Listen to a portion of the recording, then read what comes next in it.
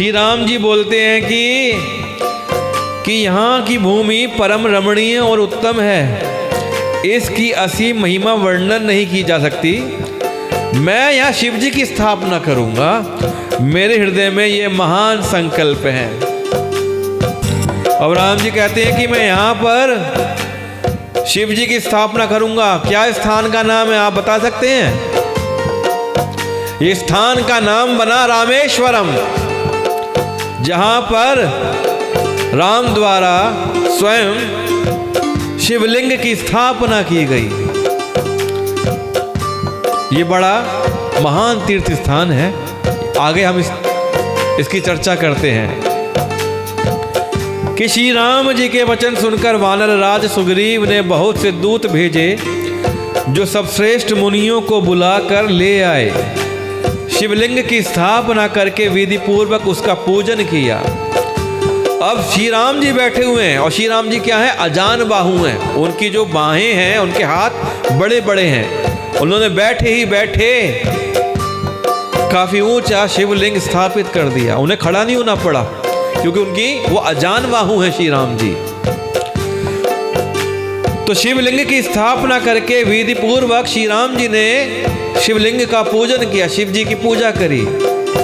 और फिर भगवान बोले कि शिव जी के समान मुझे कोई प्रिय नहीं है। हे भोलेनाथ, क्या बात है! स्वयं राम कह रहे हैं कि शिव जी के समान मुझे कोई दूसरा प्रिय नहीं है।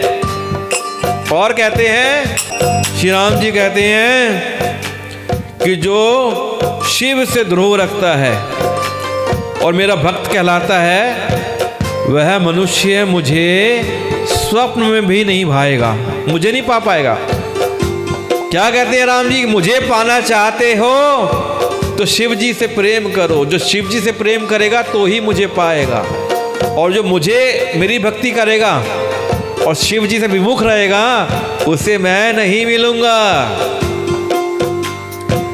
कि जो शंकर जी से विमुख होकर विरोध करके मेरी भक्ति चाहता है, वह नरकगामी मूर्ख और अल्प बुद्धि है। तो राम जी स्वयं कहते हैं कि पहले मेरे से पहले शंकर जी की भक्ति करो, तब मैं आपको मिलूंगा।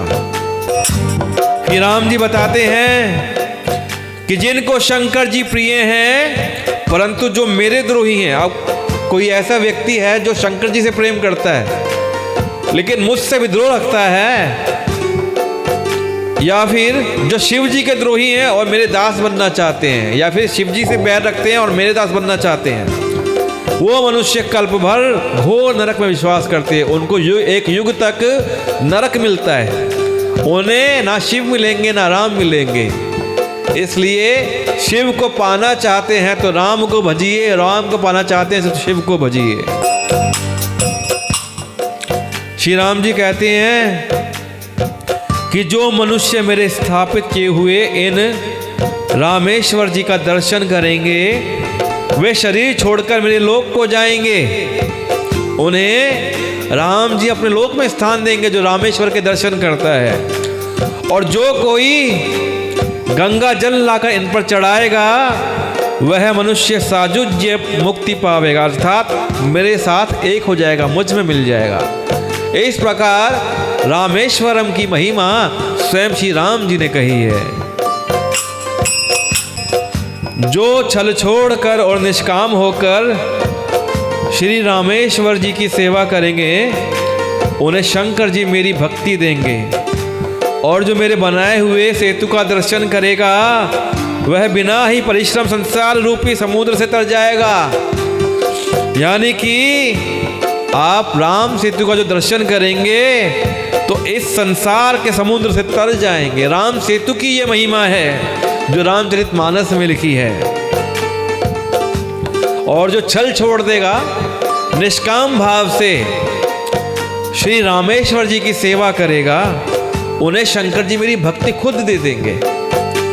तो बड़ी महिमा है ये रामेश्वरम की, कि अगर आप रामेश्वर की सेवा करते हैं तो रामेश्वरम की सेवा से स्वयं शंकर भगवान राम जी की भक्ति दे देते हैं।